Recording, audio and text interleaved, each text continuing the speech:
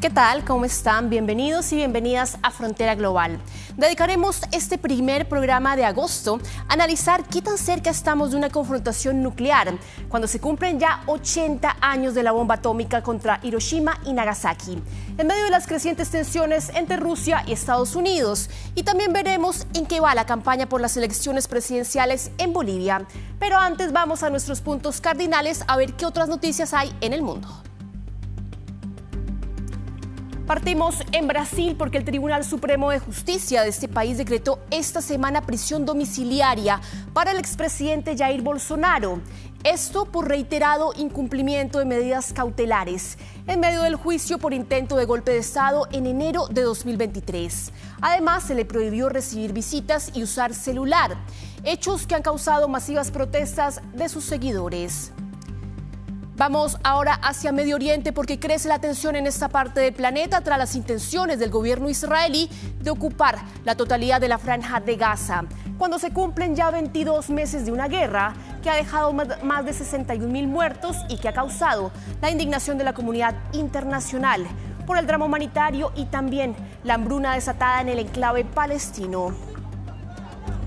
Y veamos ahora qué pasa entre Rusia y Estados Unidos, porque Rusia ha advertido al gobierno de Donald Trump que en una guerra nuclear no hay vencedores, después de que el presidente de Estados Unidos ordenara el despliegue de submarinos y el portavoz del Kremlin, Dmitry Peskov, llamara a la cautela al hacer declaraciones sobre los arsenales nucleares.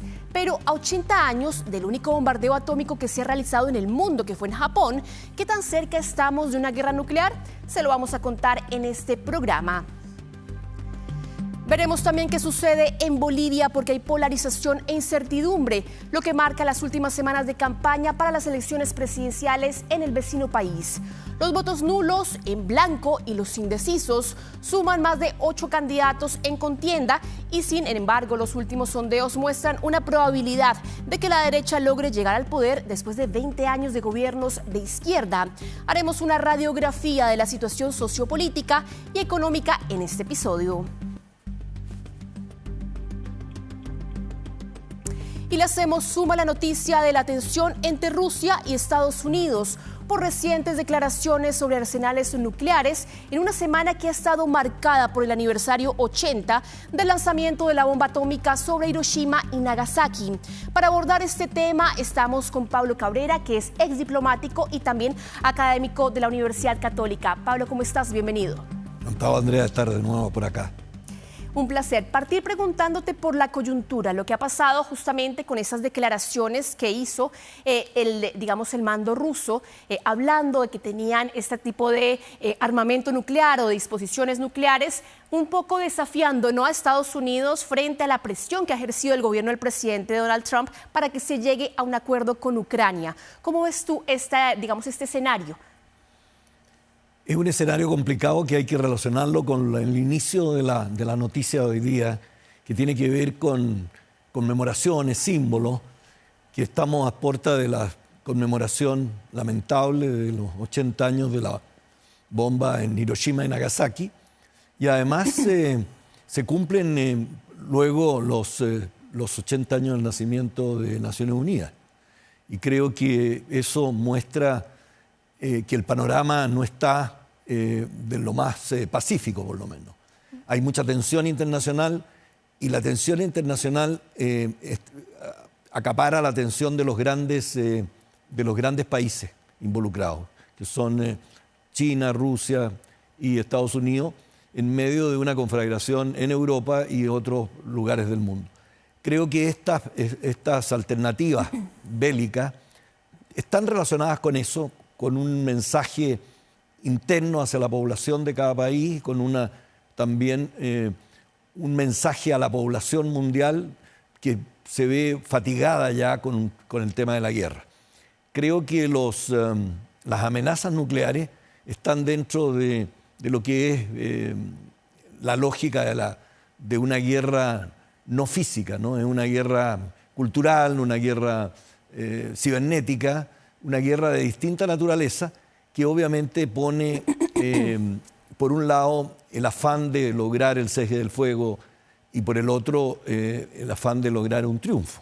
¿Cuál es el impacto, Pablo, por ejemplo, del despliegue de estos submarinos que ha ordenado el presidente de los Estados Unidos? Un poco en desafío, ¿no? Y también con la impaciencia de que el presidente Vladimir Putin no haya cedido a lo que él había planteado en un inicio, ¿no? Recordemos cuando eligen al presidente Donald Trump, él dice que la guerra en Ucrania nunca habría sucedido y que cuando él llegara los iba a sentar inmediatamente a la mesa, pero eso no ha sucedido.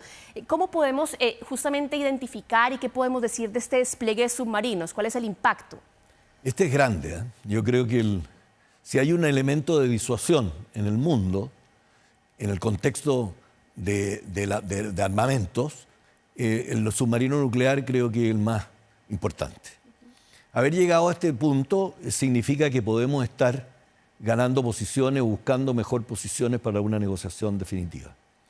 Porque todos sabemos que la guerra nuclear es una guerra que es difícil que se produzca en los términos que la imaginamos, ¿no? Y en los términos que podría llegar a ser. Que no hay vencedores ni vencidos, todos perdemos. Pero el submarino nuclear es un arma tremenda, un arma letal que consecuencias y de precisiones importantes. El submarino nuclear es como una ciudadela y que no se puede detectar, es indetectable. Puede lanzar en 1 minuto y medio 80 proyectiles o ojivas nucleares. Por ejemplo, si un submarino nuclear se pusiera frente a las costas de Estados Unidos, puede destruir los 50 estados de los Estados Unidos. Entonces creo que llegar a ese punto tenemos que mirarlo más bien por el tema de la disuasión, por el tema de decir, oiga, estamos llegando a un punto en el cual no podemos seguir.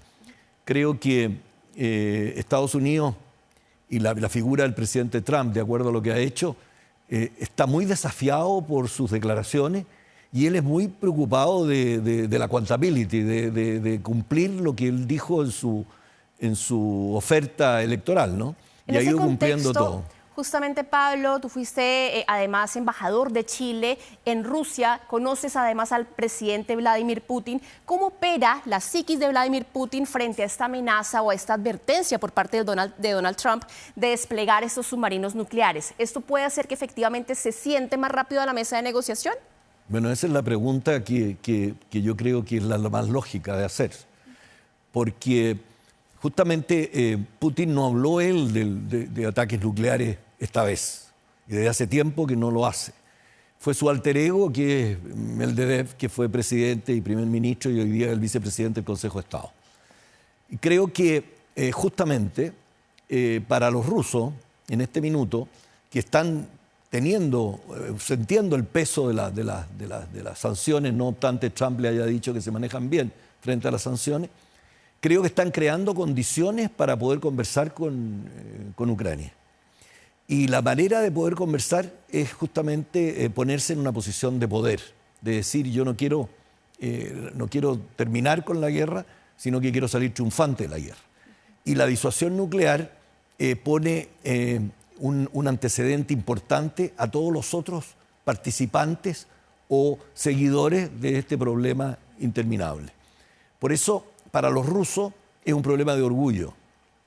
Los rusos han buscado recuperar su sitial en el mundo de potencia global, que fue muy despreciado por los Estados Unidos por mucho tiempo y por la emergencia de China en el escenario como una potencia global, buscando el grupo de los dos.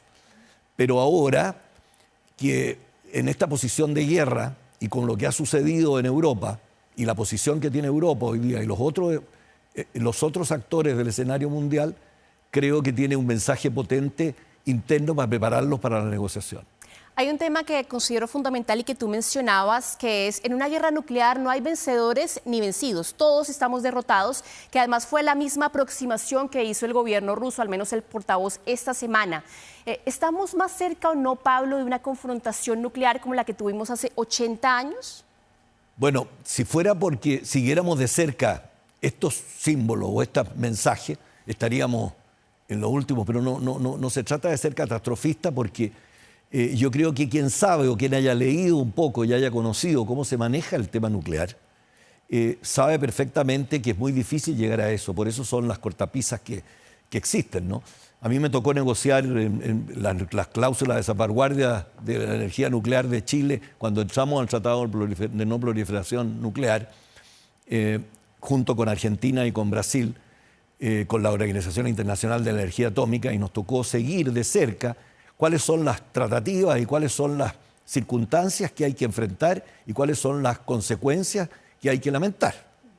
Entonces creo que estar cerca de una confrontación nuclear en términos de destrucción total me parece difícil. Podrían haber escaramuzas con ataques nucleares pequeños o ataques concentrados o con bombas o elementos de menor calibre. Creo que eso para los rusos, lo han declarado, es imposible. Por eso quedémonos mejor con la idea de que ayer el vocero del Kremlin señaló que si se dieran condiciones previas de una negociación o de una conversación entre Ucrania y Rusia, podrían sentarse a la mesa los presidentes Putin y Vladimir Zelensky. Y creo que Donald Trump, al poner los submarinos, supongo que en Estados Unidos todos saben qué es lo que es un submarino nuclear, y que la capacidad de los Estados Unidos, que son 14 submarinos nucleares, que equivalen a 2 canchas de fútbol de un soporte y un armamento bastante importante, tiene una contrapartida de 14 o 13 en Rusia, lo cual significa que se pueden destruir mutuamente y podemos sufrir nosotros las consecuencias. Por eso, la simbología de los 80 años de Naciones Unidas, que puede ser un buen camino de salida, tanto para Rusia como para Estados Unidos y para la Unión Europea, de poder sentarse en una mesa y decir, estamos conmemorando la paz. Y creo que también la destrucción de Hiroshima y Nagasaki, que significó el término de la Segunda Guerra Mundial, y el miedo y el pavor que se pueda volver a repetir, puede ser un aliciente también para que todos conjuntos, la comunidad internacional y los países involucrados, pudieran pensar ya en un cese del fuego más real. Así que yo lo miraría con la prudencia de la diplomacia, pero con la convicción de que esto no puede pasar más allá. Por eso le doy la importancia a la disuasión en este sentido, en estas declaraciones simbólicas, pero declaraciones como diciendo, más allá no podemos llegar.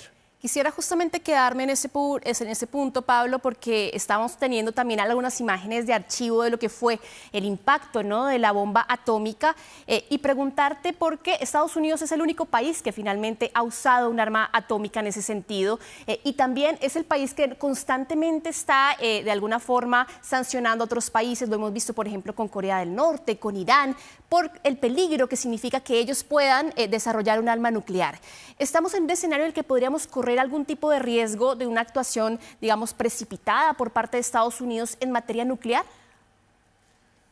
No sé si Estados Unidos, pero hoy día se comenta mucho, hay libros y hay comentarios justamente a raíz de esto, que entregarle una bomba atómica a un loco puede ser causa de un error, ¿no?